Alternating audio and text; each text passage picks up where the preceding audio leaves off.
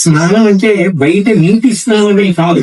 నిజానికి సాయంకాలం వేళ ఆవులు ఇంటికి తిరిగి వస్తున్నప్పుడు గోవు యొక్క డెక్క నుంచి పైకి రేగినటువంటి ధూళి మీద పడాలి. దాన్ని గోధూళి స్నానం అంటారు. పరమ పవిత్రమైనటువంటి స్నానంలో ఒకటి. కృష్ణ పరమాత్మ ప్రతిరోజు గోవుల కనుక నడుస్తున్నటువంటి గోధూళి మీద పడేటట్టుగా వెళ్ళేవట. గోధూళి ధూసరిత కోమల కోపవేశం గోపాల బలకశతై అనుగమ్యమానం సాయంకనే ప్రతిగృహం పశుబంధనార్థం గచ్చంతమచ్యుత శిశుం ప్రణతోస్మీత్యం అంటారు. అటువంటి ఆవు ధేను సహితంగా అంటే దూడ సహితంగా అక్కడ ఉన్నది అంటే దాని అర్థం ఏమిటంటే సమస్త దేవతలు కలిపి అక్కడ నిలబడినట్టే లెక్క.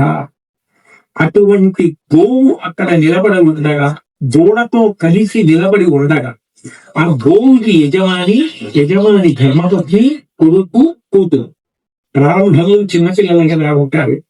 చిన్నపిల్లలతో కలిసి ఆ ఆవుకి దూడకి ప్రదక్షిణం చేశాడు అనుకోండి, అది ఎంత ఫలితాన్ని ఇస్తుందో భీష్మాచార్యుల వారు మహాభారతం సంస్కృత భారతం అనుశాసన పర్వం 69వ ఆశ్వాసంలో 7వ శ్లోకంలో చెప్తారు.